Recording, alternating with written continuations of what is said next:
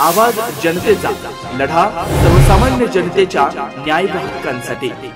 महायुतीच्या मंत्रिमंडळाचा उद्या नागपूरमध्ये विस्तार होणार आहे। मुख्यमंत्री देवेंद्र फडणवीस आणि उपमुख्यमंत्री एकनाथ शिंदे, उपमुख्यमंत्री अजित पवार शपथ घेतल्यानंतर 10 दिवसांनी राज्य मंत्रिमंडळाचा विस्तार होणार आहे। दरम्यान 1991 नंतर प्रथमच नागपुरात मंत्र्यांचा शपथविधी होणार आहे।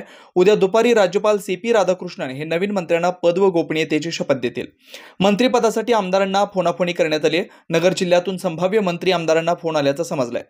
महायुतीच्या मंत्रिमंडळात भाजपचे 21, शिवसेनेचे 12, राष्ट्रवादीचे 10 मंत्री असल्याचं सांगण्यात येत आहे। मंत्रिमंडळ विस्तारासंदर्भातली नावांची यादी आता दिल्लीतून फायनल झाल्याची माहिती समोर आली आहे। त्यामुळे आता केवळ औपचारिकता आहे।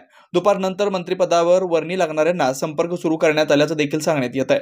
त्यासाठी स्वतः देवेंद्र फडणवीस यांचे फोन गेल्याची चर्चा आहे। याच दरम्यान भाजपच्या नगरच्या संभाव्य मंत्र्यांची नावं समोर आली आहेत। भाजपकडून ज्येष्ठ नेते राधाकृष्ण विखे पाटील यांचंच नाव अंतिम समजलं जात आहे।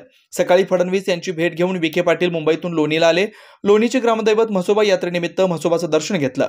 त्यानंतर निझर्णेश्वर येथे महादेवाचे आशीर्वाद घेऊन नागपूरला रवाना झालेत। तसेच प्राध्यापक राम शिंदे यांना फडणवीसांनी नागपूरला फोन करून बोलवण घेतल्याची कार्यकर्त्यांची चर्चा आहे। शिंदे आज सायंकाळी नागपुरात पोहोचलेत। मोनिका राजळे या अधिवेशनासाठी नागपुरात पोहोचल्यात, मात्र त्यांच्या गोटात शांतता आहे। कर्डिले, पाचपुते हे देखील सकाळीच नागपुरात पोहोचणार असल्याचं समजतंय। मात्र मंत्रिपदाबाबत त्यांना तसं फोन नसल्याचं सूत्रांकडून समजलंय। तर अजित पवार गटाचे संग्राम जगताप यांना राज्यमंत्री पदाची लॉटरी लागू शकते।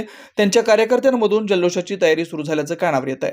नवनवीन घडामोडी आणि सत्य बातमी पाहण्यासाठी आजच आमच्या YouTube चॅनलला सबस्क्राइब करा, शेअर करा आणि लाईक नक्की करा।